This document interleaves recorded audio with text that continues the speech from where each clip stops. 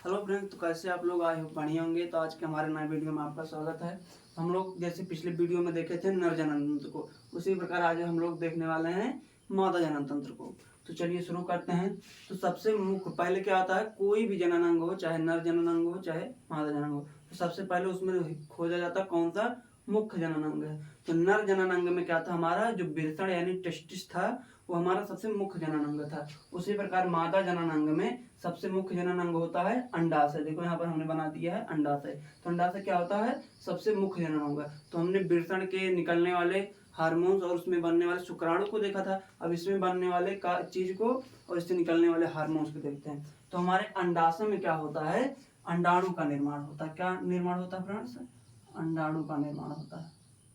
अंडाणु का निर्माण होता है, ऐसे लिख लो, अंडाणु का निर्माण होता है। उसके बाद क्या होता है, इसमें हार्मोन्स स्रावित होता है। क्या होता है? एस्ट्रोजन हार्मोन्स होता है। कौन सा? एस्ट्रोजन हार्मोन स्रावित होता है। हार्मोन स्रावित होता है। और इसकी एक खासियत है, इसको आप लोग ऐसे नोट करके लिख लेंगे। नोट में क्या लिख लेंगे? नोट में लिख लेंगे कि जो अंडाशय होता है हमारा, वो लगातार मतलब दोनों एक साथ कार्य नहीं करते हैं, एक के बाद एक कार्य करता है। जैसे अगर जनवरी में हमारे इस वाले अंडाशय में अंडाणु का निर्माण हो रहा है, तो फरवरी वाले महीने में क्या होगा, इस वाले अंडाशय में अंडाणु का निर्माण होगा। तो ये क्या करता है, एक एक महीने का गैप दे के कार्य करते हैं। समझ में? उसके बाद क्या करते हैं, एक एक अलग अलग महीनों में कार्य करते हैं। अलग महीने के आधार पर कार्य करते हैं ना, आधार पर कार्य करते हैं। इसमें जो फ्रेंड्स एस्ट्रोजन हार्मोन स्रावित होता है, वो क्या करता है, गौड़ लैंगिक जनन के लक्षण को प्रदर्शित करता है। क्या करता है? द्वितीयक गौड़ लैंगिक जनन को, लैंगिक जनन के लक्षण को प्रदर्शित करता है। क्या करता है?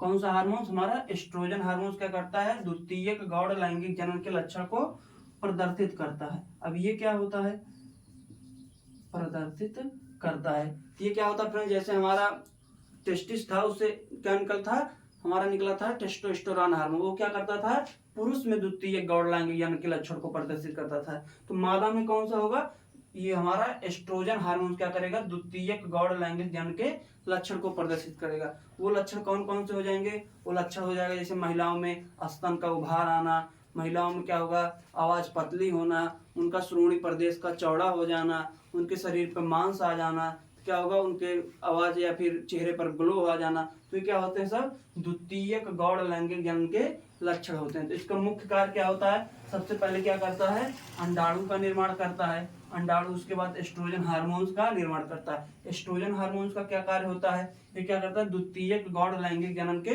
लक्षण को प्रदर्शित करता है। तो वो कौन कौन से हैं हमने आपको बता दिया था। इसके बाद हम देखने वाले हैं नेक्स्ट क्या होता है, हमारा फैलोपियन नलिका होती है। क्या होती, यहाँ पर हमारा जो फैलोपियन नलिका होता है फ्रेंड्स, तो क्या करता है, इसका कार्य होता है, ये माध्यम बनाता है। क्या बनाता है, रास्ता देता है। किसको रास्ता देता है? अंडाणु, अंडाशय में बने हुए अंडाणु को क्या करता है, रास्ता देता है। करो उधर। तो हमारे जो अंडाशय होता है, इनमें केवल एस्ट्रोजन हार्मोन्स नहीं पाया जाता है। इनमें क्या होता है, 3 प्रकार के हार्मोन्स पाए जाते हैं। कौन कौन से? 3 प्रकार के। उनका शॉर्ट ट्रिक होता है ए, पी और आर। ए से हो जाएगा आपका एस्ट्रोजन हार्मोन्स। कौन सा? एस्ट्रोजन। पी से हो जाएगा आपका प्रोजेस्टेरॉन।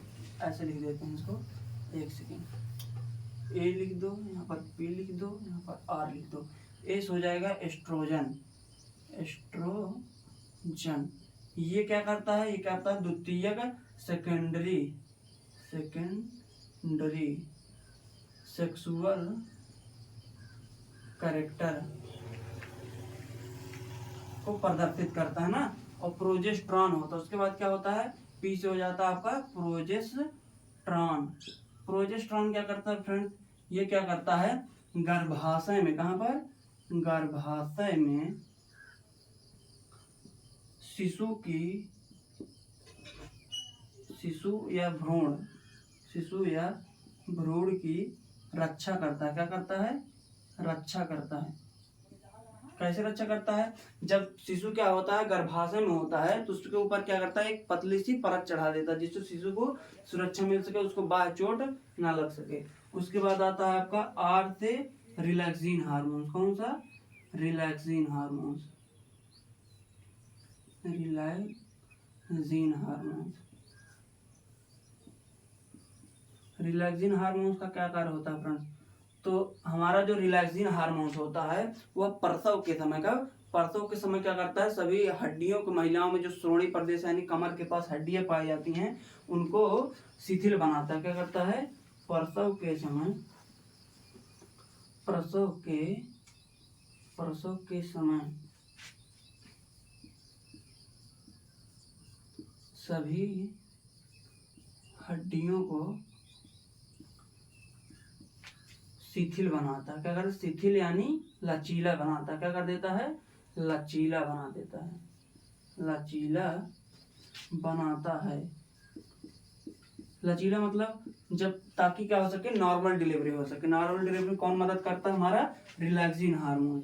रिलैक्सिन हार्मोन किस महिलाओं में ज्यादा एक्टिव रहता है? जो महिलाएं गर्भाशय के समय ज्यादा कार्य करती हैं, मतलब लगातार कार्य करने से क्या होता है, उनमें रिलैक्सिन हार्मोन बनते रहता है और क्या होता है, उनमें हड्डियां शिथिल होती हैं ताकि नॉर्मल डिलीवरी हो सके। तो फ्रेंड्स हमने क्या किया, एक बार रोक देता का तो फ्रेंड्स हमने क्या देखा, हमने देखा कि अंडाशय में बने हुए अंडाणु को और उससे निकलने वाले सभी हार्मोन्स को। अब हम इसकी कार्यविधि देखने वाले हैं कि शिशु का निर्माण कैसे होता है। तो चलिए शुरू करते हैं। तो क्या होता है, संभोग के समय, किस समय? संभोग के समय, संभोग के समय यानी during the sex time. Sex time के समय क्या होता है, ये जो स्पर्म होता है कहाँ पर इंजेक्ट होता है, हमारे वेजाइना में इंजेक्ट होता है। वेजाइना में इंजेक्ट होने के बाद क्या होता है, एक बार में संभोग समय मेल से कितना स्पर्म निकलता है, लगभग 7 ml, कितना, 7 मिलीलीटर स्पर्म निकलता है, जिसमें स्पर्म की संख्या होती है 20 से 50 लाख होती है। क्या होती है? 20 से 50 लाख होती है। अगर एक व्यक्ति स्वस्थ है तो उसमें कितना स्पर्म निकलेगा, एक बार में 7 ml, 4 से 7 ml को क्या होता है, एवरेज माना जाता है। तो जब हमारा स्पर्म इंजेक्ट होगा वेजाइना में तो क्या होगा, वो धीरे धीरे क्या होगा, आगे बढ़ेगा। आगे बढ़ते समय कहाँ पर जाएगा, पहले गर्भाशय में जाएगा। तो गर्भाशय में पहुंचने के बाद क्या होगा, कुछ स्पर्म चले जाएंगे इस वाले अंडाशय की तरफ और कुछ स्पर्म चले जाएंगे इस वाले अंडाशय की तरफ और कुछ स्पर्म क्या होगा, ऐसे सीधा चला जाएगा। तो क्या होगा, मान लो क्या है, हमारा जो इस महीने में अंडाशय का निर्माण हुआ है, इस टाइम मतलब इस वाले ओवरी में क्या हुआ, अंडाशय का निर्माण हुआ है। तो जो स्पर्म इस साइड जाएगा तो क्या होगा, धीरे धीरे डिस्ट्रॉय होने जाएगा यानी मर जाएगा, क्योंकि इस बार इधर हमारा अंडाशय का निर्माण नहीं हुआ है। तो अंडाशय में जब इस प्रकार अंडाणु का निर्माण नहीं होगा तो क्या होगा, इधर आए हुए शुक्राणु क्या होंगे, मर जाएंगे और जो सीधे चला जाएंगे वो भी मर जाएंगे। तो शुक्राणु 2 प्रकार होते हैं। कितने प्रकार? एक होते हैं पूंछ वाले, एक होते हैं बिना पूंछ वाले।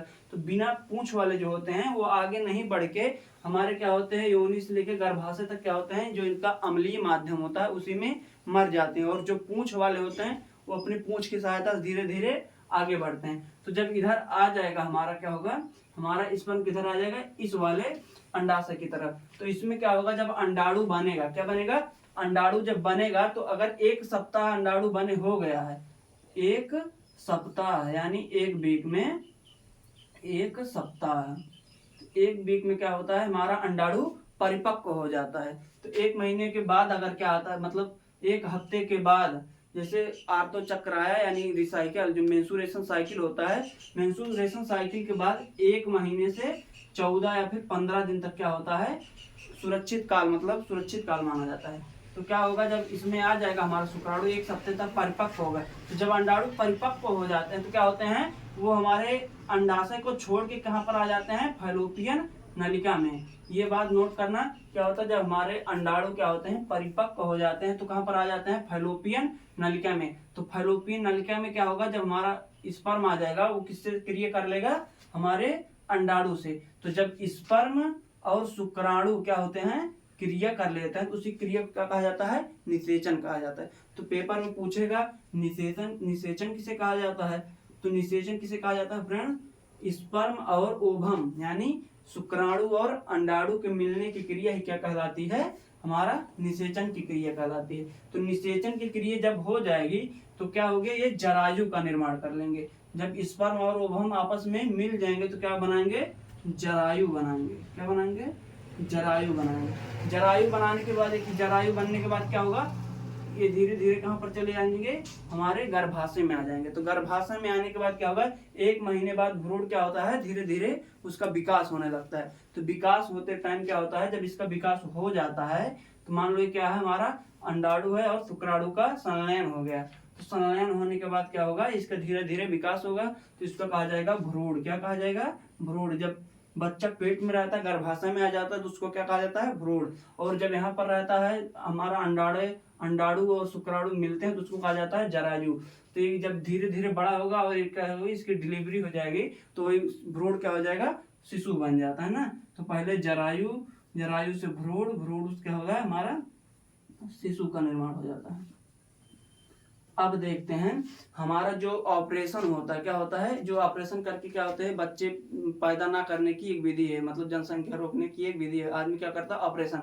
तो ऑपरेशन होता कहाँ है, तो जो महिलाओं में ऑपरेशन होता है तो क्या होता है, इस फाइलोपियन नलिका को डॉक्टर काट देते हैं। क्या कर देते हैं, फाइलोपियन नलिका को काट के धागे से बांध देते हैं। जब ये कट जाएगा तो क्या होगा, हमारा स्पर्म यानी ओवम, चाहे स्पर्म हो चाहे ओवम हो, तो इस पार से उस पार नहीं जा पाएगा। तो क्या होगा, हमारा ना ही निषेचन होगा, निषेचन नहीं होगा तो हमारे जो शुक्राणु या फिर अंडाणु है तो उसका निर्माण नहीं हो पाएगा, हमारे शिशु का निर्माण नहीं हो पाएगा। और पुरुष में क्या होता है, पुरुष का जो मेन होता है वो टेस्टिस होता है। तो टेस्टिस से 2 नसें निकली रहती हैं। कितनी नसें, 2 नसें निकली रहती हैं। तो जो नसें होती हैं इसको काट दिया जाता है। तो क्या होता है, जो पुरुष में एक नस को काट दिया जाता है और महिलाओं में नल को काट दिया जाता है। तो इसलिए पुरुष में कहा जाता है नसबंदी। पुरुष में ऑपरेशन जब किया जाता है तो क्या होता है, नसबंदी कहा जाता है। और महिलाओं में जब ऑपरेशन किया जाता है तो इनको कहा जाता है नलबंदी। क्या कहा जाता है, नलबंदी। महिलाओं में क्या होता है, फैलोपियन नलिका को काट दिया जाता है तो इसको कहा जाता है, फैलोपियन नलिका को कहा जाता है नलबंदी। इसको कहा जाता है अंडवाहिनी। हिंदी में क्या कहा जाता है, अंडवाहिनी या फिर डिंबवाहिनी। और पुरुष में क्या होती है, इसको कहा जाता है वयस नस। कौन कहता है, इसको कहा जाता है वयस नस। क्या कहा जाता है, वयस नस। तो इसको कहा जाता है वास्कोटॉमी। क्या कहा जाता है, वास्कोटॉमी।